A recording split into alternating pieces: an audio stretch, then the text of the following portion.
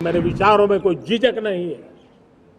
मेरे सपनों के सामने कोई पर्दा नहीं है। मैं 3 गुना काम करूंगा, 3 गुना तेज गति से काम करूंगा, 3 गुना व्यापकता से काम करूंगा।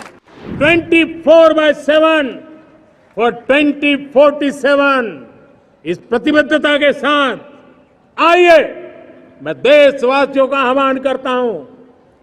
हमारे पूर्वजों ने जो सपने देखे थे, उन सपनों को हम संकल्प बनाए। मैं साहस में कभी कतराता नहीं हूं, मैं चुनौतियों से कभी टकराते से डरता नहीं हूं। क्यों? क्योंकि मैं आपके लिए जीता हूं, मैं आपके भविष्य के लिए जीता हूं, मैं आप भारत माता के उज्जवल भविष्य के लिए जी रहा हूं। भारत का स्वर्णिम कालखंड है। 2047 विकसित भारत, ये हमारी प्रतीक्षा कर रहा है। बाधाएं, रुकावटें, चुनौतियां, उसको परास्त करके एक दृढ़ संकल्प के साथ ये देश चलने के लिए प्रतिबद्ध है। और साथियों, मैं साफ देख रहा हूं, मेरे विचारों में कोई झिझक नहीं है। मेरे सपनों के सामने कोई पर्दा नहीं है। मैं साफ साफ देख सकता हूं कि यह देश 140 करोड़ देशवासियों के परिश्रम से, हमारे पूर्वजों का खून हमारी रगों में है। अगर वो 40 करोड़ लोग आजादी के सपनों को पूर्ण कर सकते हैं, तो 140 करोड़ देशवासी समृद्ध भारत के सपने को साकार कर सकते हैं। 140 करोड़ देशवासी विकसित भारत के सपने को साकार कर सकते हैं। और मैंने पहले भी कहा था कि मेरे तीसरे टर्म में देश तीसरी इकोनॉमी तो बनेगा ही, लेकिन मैं 3 गुना काम करूंगा, 3 गुना तेज गति से काम करूंगा, 3 गुना व्यापकता से काम करूंगा, ताकि देश के लिए जो सपने हैं वो बहुत निकट में पूरे हो। मेरा हर पल देश के लिए है, मेरा हर क्षण देश के लिए है, मेरा कण कण सिर्फ और सिर्फ मां भारती के लिए है। और इसलिए 24/7 फॉर 2047 इस प्रतिबद्धता के साथ आइए मैं देशवासियों का आह्वान करता हूं। हमारे पूर्वजों ने जो सपने देखे थे, उन सपनों को हम संकल्प बनाए, अपने सपनों को जोड़े, अपने पुरुषार्थ को जोड़े। और 21वीं सदी जो भारत की सदी है, उस सदी में स्वर्णिम भारत बना के रहें, उसी सदी में हम विकसित भारत बना के रहें और उन सपनों को पूरा करते हुए आगे बढ़े। और स्वतंत्र भारत 75 साल की यात्रा के बाद एक नए मुकाम पर बढ़ रहा है, तब हम कोई कोर कसर न छोड़े। और मैं आपको विश्वास दिलाता हूं, आपने मुझे जो दायित्व दिया है, मैं कोई कोर कसर नहीं छोड़ूंगा। मैं मेहनत में कभी पीछे नहीं रहूंगा, मैं साहस में कभी कतराता नहीं हूं, मैं चुनौतियों से कभी टकराते से डरता नहीं हूं। क्यों?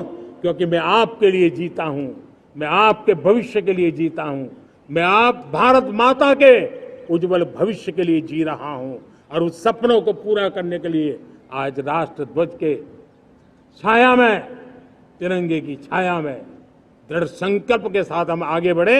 इसी के साथ मेरे साथ बोलिए, भारत माता की, भारत माता की, भारत माता की, वंदे वंदे वंदे वंदे।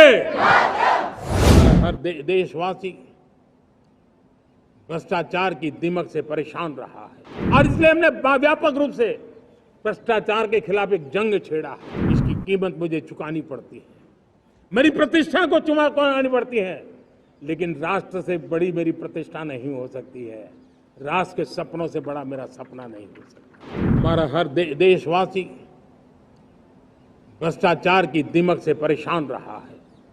हर स्तर के भ्रष्टाचार ने सामान्य मानवीय का व्यवस्थाओं के प्रति विश्वास तोड़ दिया। उसको अपनी योग्यता क्षमता का प्रति अन्याय की जो गुस्सा होता है वो राष्ट्र की प्रगति में नुकसान करता है। और इसलिए हमने व्यापक रूप से भ्रष्टाचार के खिलाफ एक जंग छेड़ा है। मैं जानता हूं इसकी कीमत मुझे चुकानी पड़ती है, मेरी प्रतिष्ठा को चुकानी पड़ती है, लेकिन राष्ट्र से बड़ी मेरी प्रतिष्ठा नहीं हो सकती है, राष्ट्र के सपनों से बड़ा मेरा सपना नहीं हो सकता। और इसलिए ईमानदारी के साथ भ्रष्टाचार के खिलाफ मेरी लड़ाई जारी रहेगी, तीव्र गति से जारी रहेगी और भ्रष्टाचारियों पर कार्रवाई जरूर होगी। मैं भ्रष्टाचारियों के लिए भय का वातावरण पैदा करना चाहता हूं ताकि देश के सामान्य नागरिक को लूटने की जो परंपरा बनी है उस परंपरा को मुझे रोकना है। लेकिन सबसे बड़ी नई चुनौती आई, भ्रष्टाचारियों से निपटना तो है ही, लेकिन समाज जीवन में उच्च स्तर पर एक जो परिवर्तन आया है वो सबसे बड़ी चुनौती भी है और एक समाज के लिए सबसे बड़ी चिंता भी है।